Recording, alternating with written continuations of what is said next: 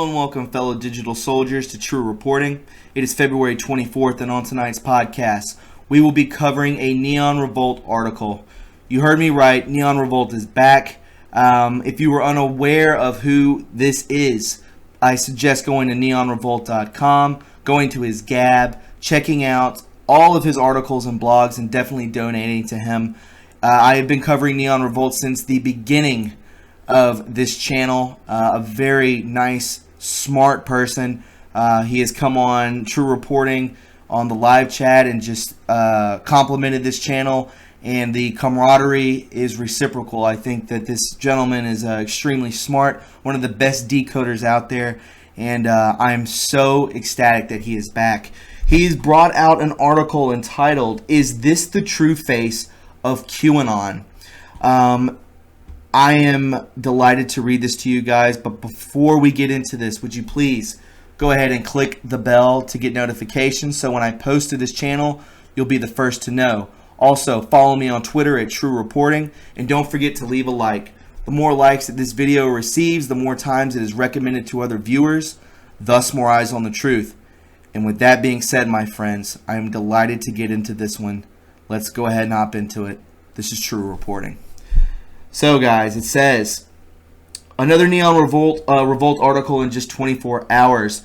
Like I said, he is back, and I will be doing a two-part video of another article. It was too long to do in one video, so it will be a two-parter. Very, very detailed. I've already been through it, and that will be coming out tomorrow. So, anyways, guys, I digress. It says here, he posted another article within 24 hours because he thinks this anon here might just be onto something. But before we get into that, if you somehow missed the previous article, he says, please read it and share across Twitter. It's incredibly important. Absolutely, guys. I will put this in the description box below, and I will be covering this article, a two-parter. So definitely get ready. So he says here, now, for those unfamiliar with the way the research board work, every anon gets an ID when posting, and that ID remains associated with that anon for the thread.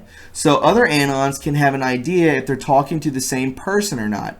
In other words, it's a way of keeping people straight without ever having to actually know who is talking, and it prevents other people from imitating others, at least as long as the thread lasts. Very important. And sometimes one particular anon will post a string of very interesting ideas, which can all be tracked via their ID, and another anon will compile all their posts into a bun, which is exactly what this anon did late last night, early this morning with another anon's post. An anon who had quite the theory to share, who was subsequently dubbed High IQ Anon. Oh my God. So we see here, let's roll. Essentially, in this series of linked posts, High IQ Anon lays out his theory that Michael Antone is actually QAnon. For those unfamiliar, Antone is the former deputy assistant to the president for strategic communications and has served in that capacity until April 2018.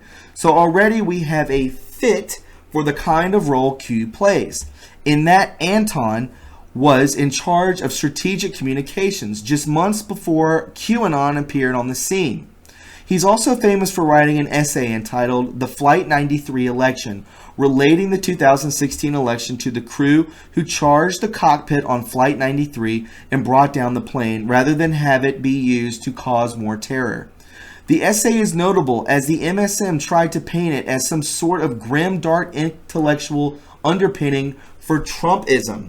But most notably, Anton published this essay under the pseudonym Publius Decius Mus, a consul who, following a mysterious vision, willingly laid down his life in a battle in order to help save the Roman Republic. So now we have 2 points of data that correlate Anton to Q: his role in the White House, the use of pseudonyms in his work. Here's that original article of his that I blew up, and we'll go through that another time. It's very short, and I will leave the link in so that you can read it. So he said, sound familiar? You've been following QAnon for any length of time. It certainly should by now. The whole essay is worth reading its entirety. I'm only just encountering it myself for the first time here, and I'm reading it and going, this guy gets it. And he really does. So let's add that to our data points. His role in the White House, the use of pseudonyms in his work, similar language. We'll go up here and read it just to make sure. 2016, he says, this is from this Latin speaking right here. 2016 is the Flight 93 election. Charge the cockpit or you die. You may die anyway. You or the leader of your party may make it into the cockpit and not know how to fly or land the plane. There are no guarantees except one. If you don't try, death is certain. To compound the metaphor, a Hillary Clinton presidency is Russia roulette with a semi-auto. With Trump, at least you can spin the cylinder and take your chances. Sound familiar, he says. So, and again, note how the MSM responded to this. Dark essay by the White House staffer or the intellectual source code of Trumpism. So they're bashing this article he put out. It says here, let's say you are a top official in the National Security Council and Donald Trump requests a memo explaining the purpose of his chaotic presidency. What are the odds you would draft a 4,000-word argument essay arguing that America is like a doomed aircraft that's been hijacked by terrorists, in which Trump has madly rushed the cockpit and seized the controls, but we still might die because he doesn't know how to fly the plane? But nobody in the administration has drawn up a real-time ideological blueprint to explain the intentional chaos of what's happening under Trump, except, as it now turns out, Michael Antone, whose radical theories have been compared to those of the German philosopher named Carl Schmitt, who helped lay the legal foundation of the Nazi Party. And note in particular how Ben Shapiro responded. One conservative retort from the writer Ben Shapiro was bluntly headlined, "The wildly praised Flight 93 election essay is dishonest and stupid." Now, somebody called in on the live chat tonight asking me about Ben Shapiro. This might be more validity to what I responded, how I responded to that question.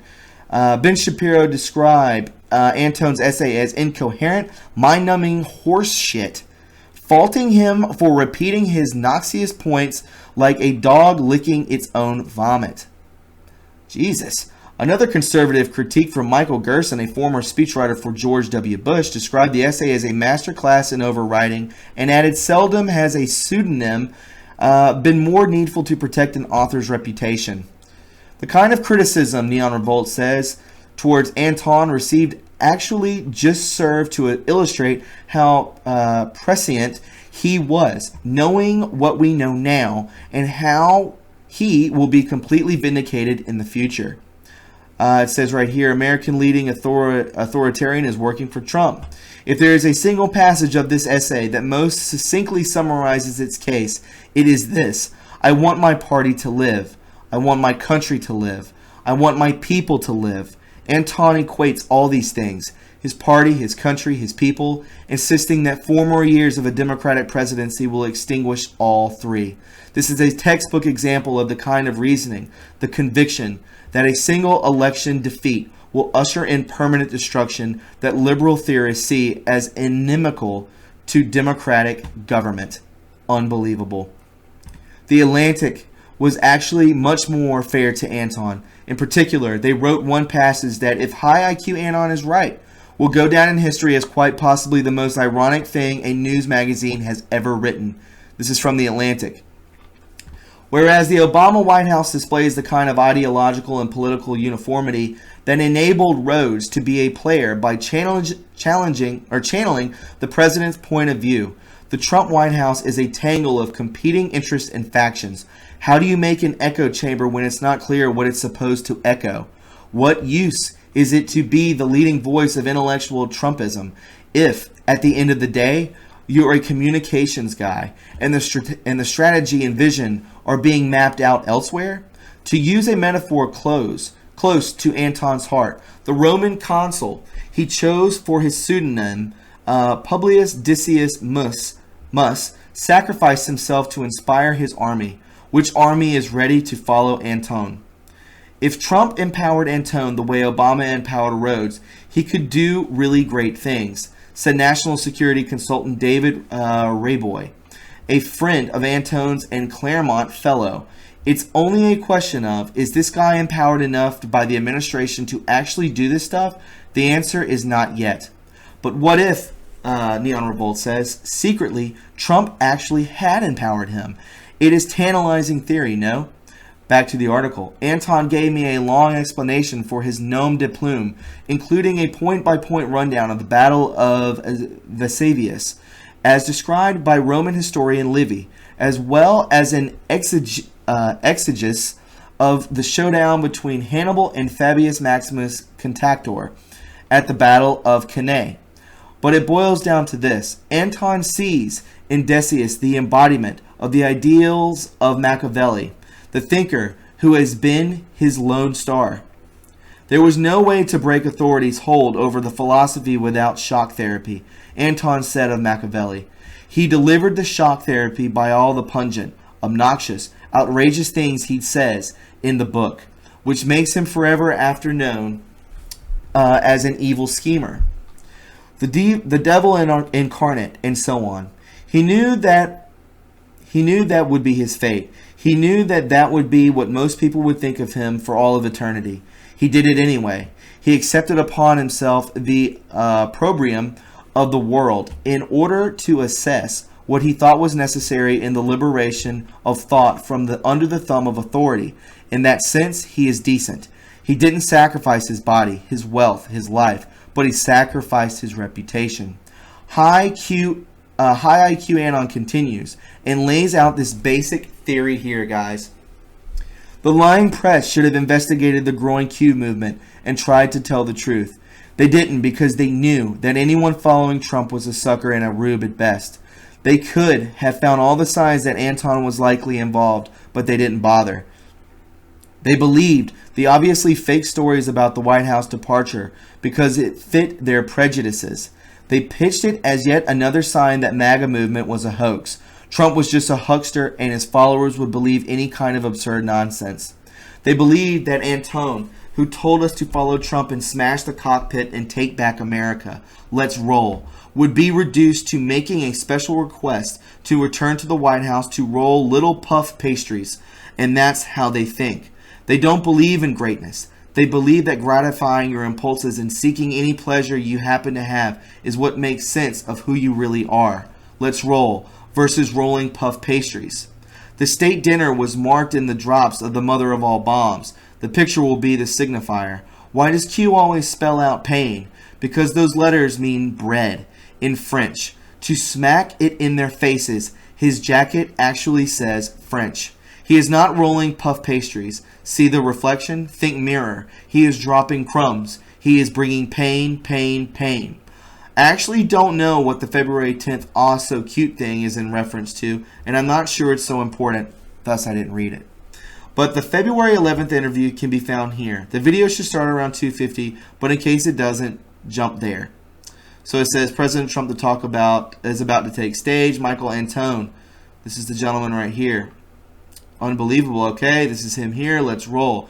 Important. The picture will force. This is from Q. The real question is Q real?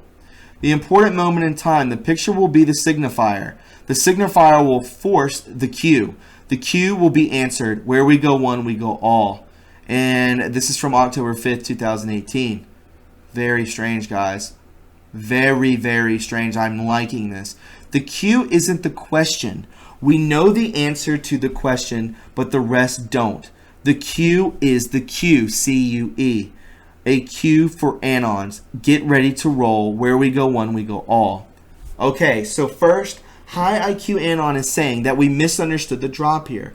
The Q is to be literally understood as the Q, C-U-E, not the question. A question will still be involved, and the answer, where we go one, we go all. That's the answer, will be given. But the Q makes more sense here, I think. And above is the let's roll picture. High IQ Anon was talking about it in the previous drop. Some quick background. Basically, the story goes that Anton left the White House in 2018. And we see here President Trump speaks in the cabinet room of the White House in Washington, D.C. on April 3rd, 2018. National Security Council spokesman Michael Antone announced Sunday he's leaving the White House to join Hillsdale College Kirby Center as a writer and lecturer, but requested to come back to cook there in order to help serve dinner to Macron and his wife during their visit. The National Security Aides Department wish cooking for the state dinner. Washington says here, I am a rare thing in Washington conservative circles, a right-wing Francophile, said Mr. Antone, who first served in the White House during the George W. Bush administration when the Iraq War curdled relations with Paris. It makes it a special honor that I did merely cook the state dinner, but of all people, I cooked the president of France. Right. He came all the way just because he's a big old Frenchie fan. Don't get me wrong, I have no doubt that he's a very skilled chef, but there has to be more than that.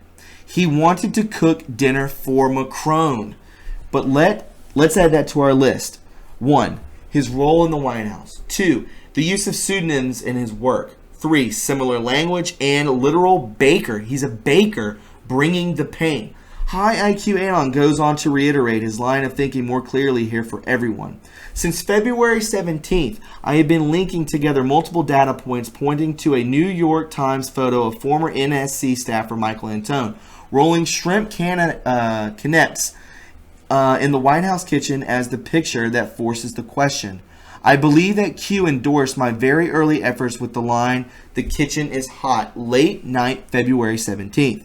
Now, the MSM is attempting to dox a Trump-linked pastry chef, check notables, for supporting Q. Is this an accident? I have no idea, but I find it suspicious, since I suspect they know Antone is involved with Q. An Anon replied to my last post on this asked about a PDF. I wrote that, but I later reposted it as a JPEG that you can find if you search Antone. That thinking doesn't precisely present my current view, which is evolving daily. There are tons of factors that go into it now, and I'll try rewriting a few. Here's the Q drop before the kitchen is hot post, followed by the kitchen is hot post itself. So, this is from 2/17/19. This was just a couple days ago. Barr to Mueller. We see here, this was the long post talking about William Barr to Mueller. Mandate was clear. Pretty much it's just a conversation that was taking place. It says here, what justification do you have to effectively expand the mandate, not report the expansion to Congress, in order to seek a crime outside of Republican collusion? What specific reason and or facts existed to justify the appointment of the special counsel to begin with per the law? Why did you recommend to Sessions that he should recuse? Why wasn't the mandate, budget, and regular updates provided to Congress upon request? Why is everything kept confidential and under inappropriate classification? Was the purpose of the investigation to find a crime versus investigate evidence of a crime? Classified 1 through 99 Q. Do you believe in coincidences? The kitchen is hot. Q. And High IQ Anon takes it a step further and connects this to the Pale Willie's post, wherein he helped dox the pastry chef working for the Trump at Mar-a-Lago. And it says here, Donald Trump's Mar-a-Lago resort appears to employ a pastry chef who frequently posts online about her belief in pro-Trump QAnon. This is new, everybody. Conspiracy theory. Elizabeth Ferretti, I believe I'm pronouncing that right, a Florida pastry chef, has posted dozens of times on Instagram using QAnon hashtags and slogans, often using pictures taken at the Mar-a-Lago itself. The implication is that they are actually signaling about another pastry chef working for Trump. These next few posts are out of order, just so you can see the themes High IQ Anon talks about more clearly. He says here, my current thinking is that DJT will post the given meme or some form of it. He might, Neon Revolt says. High IQ says, the crucial factor is the Trump and Antone both gave each other a 17, February 14, 2018. Trump tweeted Anton's book title, which was 17 words, but if you check page 17 of the print edition of the book, I believe you find Antone acknowledging the Anons checking the page for that reason, footnote 3. Neon Revolt says he helpfully posted the tweet counting out the words. Here we go. 1, 2, 3, 4, 5, 6, 7. Unbelievable. Wow. That there's so much coding within all of this. That's what it is. Let's add this to the list. We're up to 5 now. Adding a major shout out from DJT. In other words, still on good terms with POTUS. Absolutely. Next comes the explanation of the signal from Anton's book. Footnote, he says, high IQ. He is talking about how to contrive things to get symbolic numbers right. Also, Anton has himself written as Machiavelli. This is the 17th page. Talking about Machiavelli, him being Machiavelli. Couldn't get the whole page on Amazon Preview in one shot. That's okay. And as High IQ Anon points out, and another Anon expands on above, Anton has written a sort of spoof book as though he were Machiavelli, using yet another pseudonym all about men's fashion. And we see here the suit, a Machiavellian approach to men's style. And it says here, more on this. Anton himself wrote the book in the style of Machiavelli. So Machiavelli equals Anton. And he is telling us he arranged things to give a confirmation to Anons. Checking page 17. That's my take. Oh my God, this should be clicking with you right now. Number 6, obsessed with symbols, numbers, and encoding. Absolutely. High IQ Anon says, also the 24th, April 2018 state dinner for France was marked in the drops for the mother of all bombs. Right here. And anyone interested in this should make sure to read the Flight 93 election by Publius Decius Mus, aka Michael Antone. High IQ Anon was kind enough to include a PDF, Neon Revolt says, where he laid out his thoughts, and I suggest you read it, because on page 5 and 6, he points out that Anton was hired by Flynn. Whoa. And makes some very interesting observations regarding the Q drops around the time of the state dinner with the Macrons. Earlier PDF, skip it if you think I'm the deep state. Not exactly my current thinking, but possibly useful.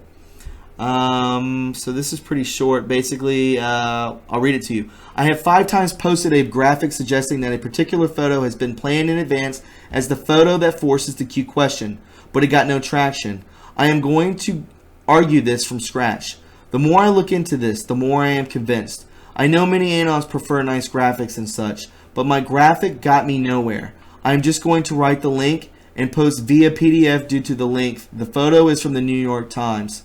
I think the photo and everything surrounding it was carefully staged as a part of the show, and I'll make my case. I think that Q and DJT are now telling us to figure this out. Let's begin with the background of Antone. All right, so we'll just get a brief picture of this. Take a look.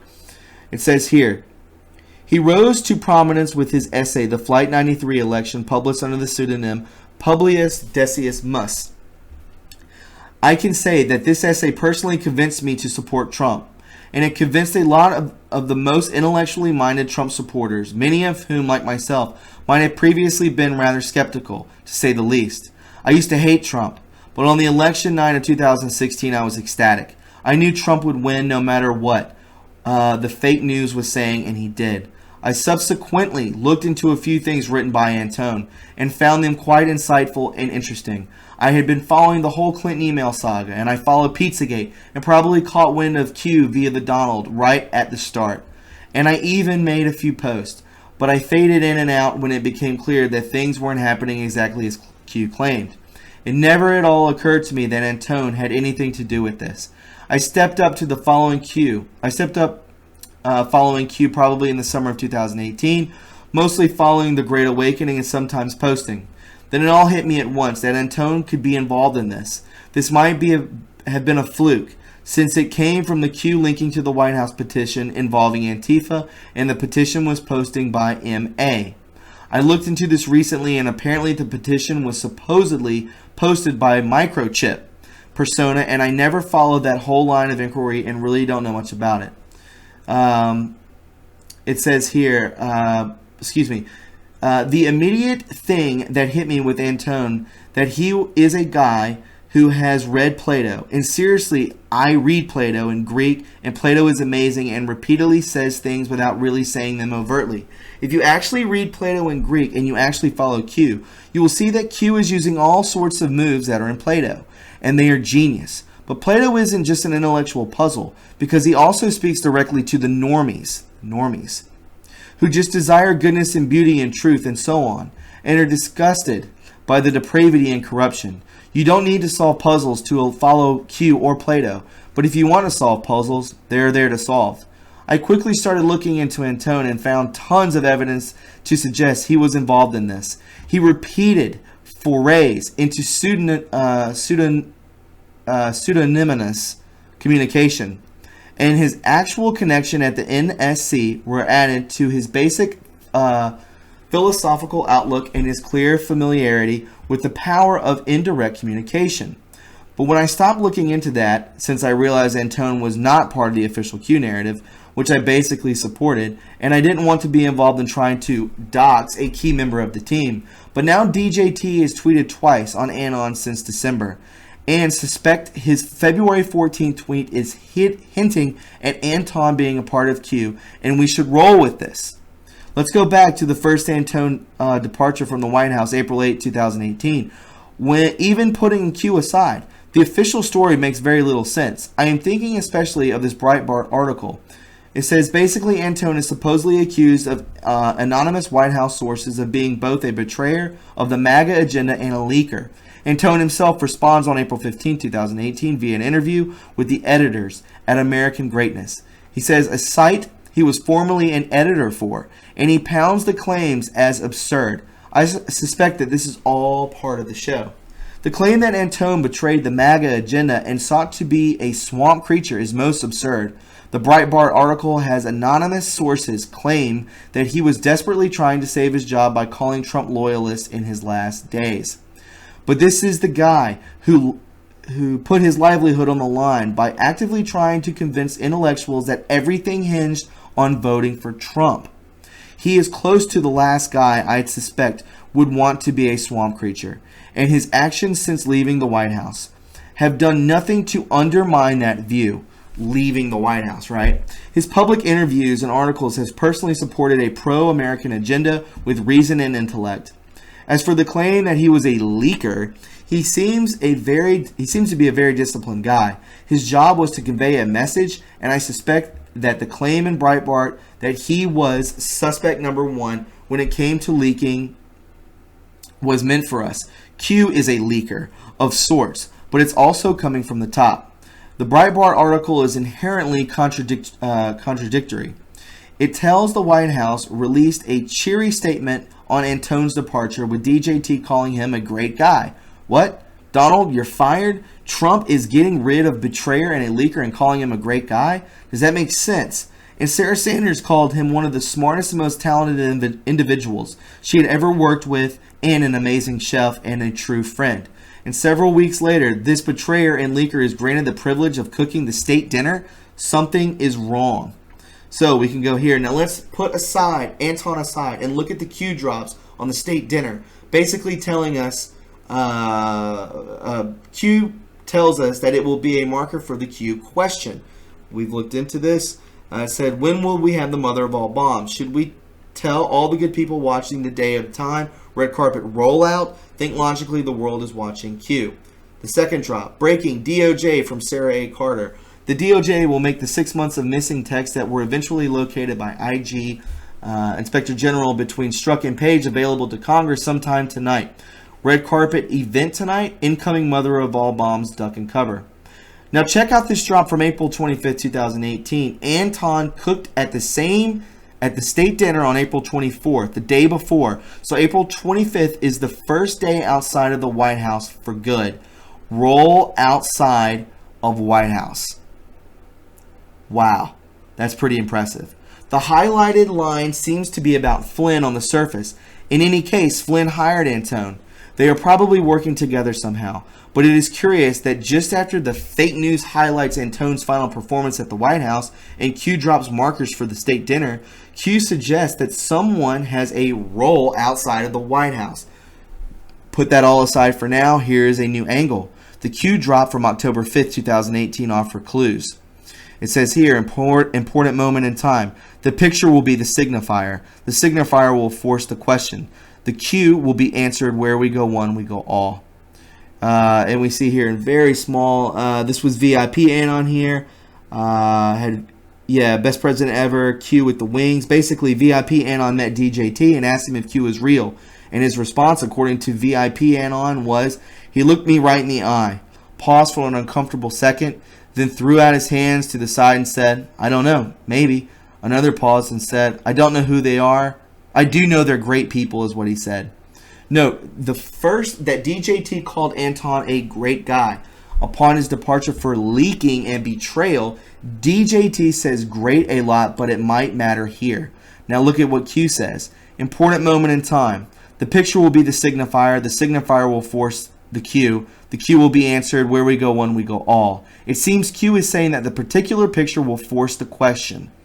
On December 11, 2018, DJT brings back Anton back into the show via tweet. Great job by Michael Antone and at Fox and Friends, a true national security expert. He is a true national security expert. Why isn't he at the White House? Doesn't DJT want the best?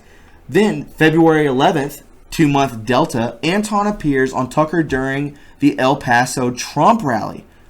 Oh my God. In a shocking twist, Michael Antone appeared on Tucker Carlson's show 211 during the Trump rally. Again, this is only a couple weeks ago.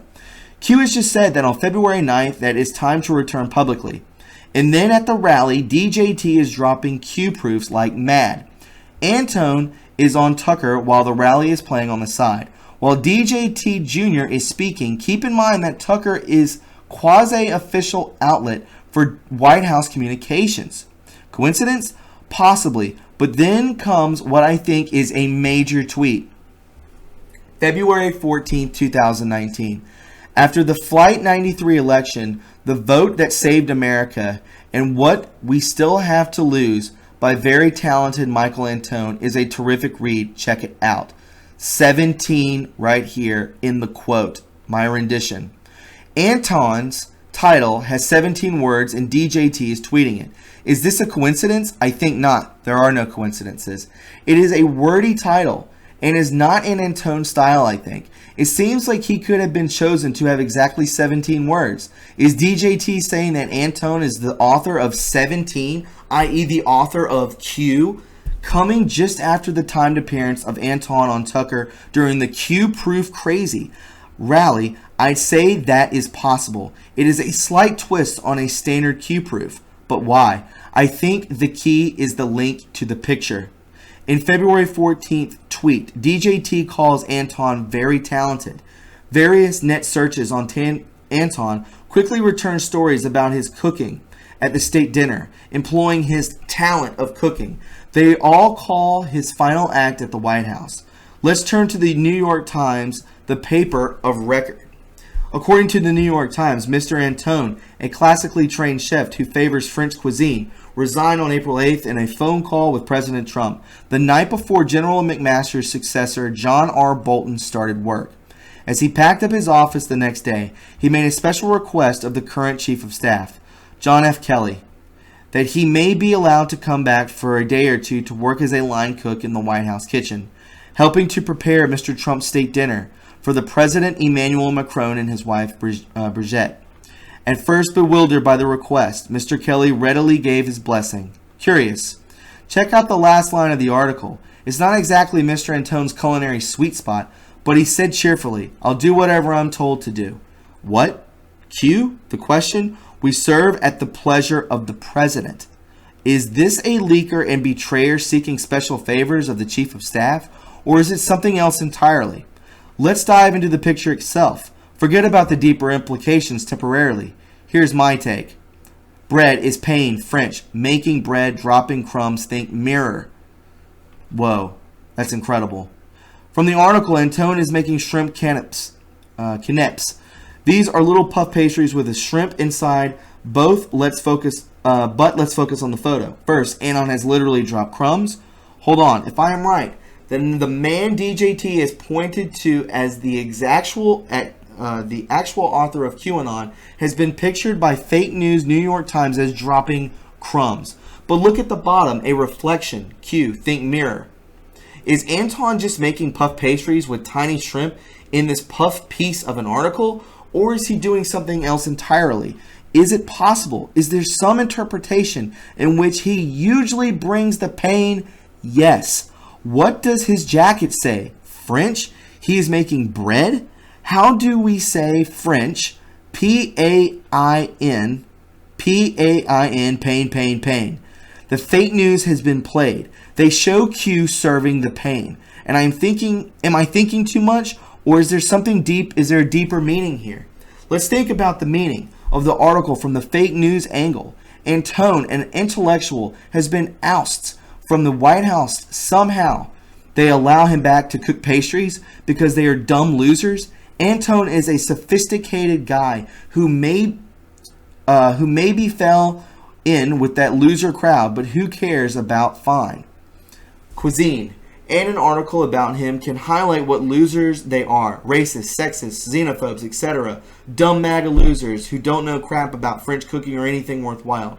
Think mirror. Bam, bam, bam. Think fake news. It will tell the truth about puff stories. Literally a puff piece about a puff pastry. But it will lie about corruption and depravity and all such things. New York Times is garbage. They were set up and staged for this image.